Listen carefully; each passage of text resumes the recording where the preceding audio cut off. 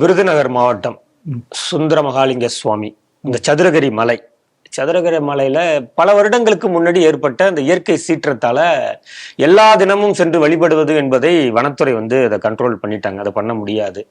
அமாவாசை பௌர்ணமி அன்னைக்கு மட்டும்தான் போகலாம். என்ன நடக்குதுன்னா, பக்தர்கள் டெய்லி போய் சுவாமியை பார்க்க முடியல. ஆனா சனி ஞாயிறு இது போன்ற விடுமுறை தினங்கள்ல வனத்துறை ட்ரெக்கிங் கூட்டிட்டு போறாங்க அப்படிங்கிற ஒரு கம்ப்ளைண்ட் வந்திருக்கு. ஆனா எங்களுக்கு வழிபாடு செய்வதற்கு இவர்கள் எங்களுக்கு அனுமதி கொடுக்க மாட்டேங்கிறாங்க அப்படின்னு பக்தர்கள் குமுறுறாங்க. இதுக்கு ஒரு வழிவகை செய்து கொடுக்கணும் அப்படிங்கிற மாதிரி பத்திரிகை செய்தி வந்திருக்கு சார். இதை எப்படி பாக்குறீங்க? இதுவும் திமுக ஆட்சியில நடந்த அனுமதி. திமுக ஆட்சியில ஹிந்து வழிபாடுகளை எப்படியெல்லாம் தடை செய்ய வேண்டுமோ எப்படியெல்லாம் தடை செய்தார்கள். காடுகளுக்குள்ள ஒரு கோயில் இருக்கு, மக்கள் போனா உடனே வனத்துறை சட்டம் வந்து, இந்த வனத்துறை சட்டம் எத்தனையோ அயோக்கியத்தனங்கள் நடந்திருக்கு. அதுக்கு ஒரு என்ட்ரி ஃபீ வேற போட்டுருவாங்க. என்ட்ரி ஃபீ போடுவாங்க. கோயில்கள்ல மயில் வளர்த்த கோயில்கள்ல, முருகன் கோயில்ல இப்ப மயில் வளர்க்க முடியவில்லை.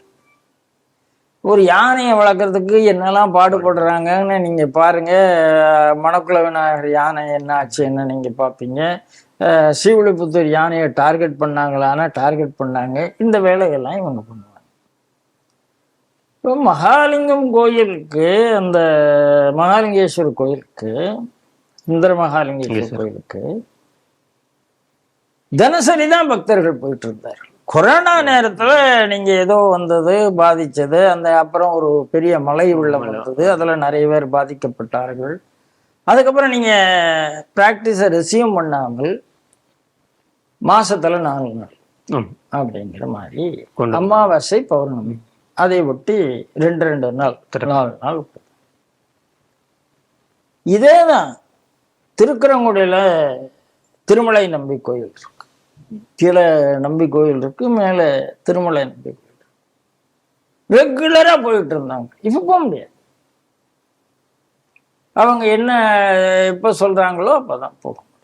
அந்த மாதிரி ஒரு நிலைமை வந்து சமைக்க முடியாது. அங்கே முன்னால சமையலுக்கு அனுமதி இருந்தது. இங்கே காலையில ஏதாவது பண்ணணும்னு நினைச்சா இங்கேருந்து ஷட்டில தூக்கிட்டு, அவ்வளவு பெரிய மழை 1 மணி நேரத்துக்கு தூக்கிட்டு ஏறுறாங்க, 1.5 மணி நேரத்துக்கு. அநியாயம் இருக்கு. கேட்டா எந்தெந்த பகுதியெல்லாம் காடுகளுக்குள்ள இருக்கோ அந்த பகுதிகளெல்லாம் இப்படி திமுக அரசு நிறுத்தி இருக்கிறது. புதிய அரசாங்கம் வந்திருக்கிறது. தாவேக அரசாங்கம் இப்படி என்னென்னலாம் தடைப்பட்டது என்று அதனுடைய அறநிலைத்துறை அமைச்சர் ரமேஷ் தன் ஃபைல்லாம் வாங்கி பார்த்து அதெல்லாம் கிளியர் பண்ண வேண்டும் என்று ஸ்ரீடிவி சார்பாக முதல் கோரிக்கை வைக்கிறேன்.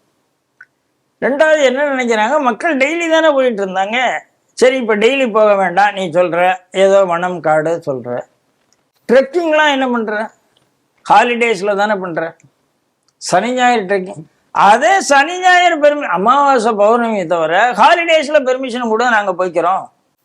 ஒர்க்கிங் டேஸ்லையும் மக்களும் ஏன்னா காட்டில் போகிறது, அவ்வளோ தூரம் போய் வர்றது நம்பர் குறையா இருக்கும், கூடன்னு கேட்குறேன். எனக்கு நியாயமான கோரிக்கை.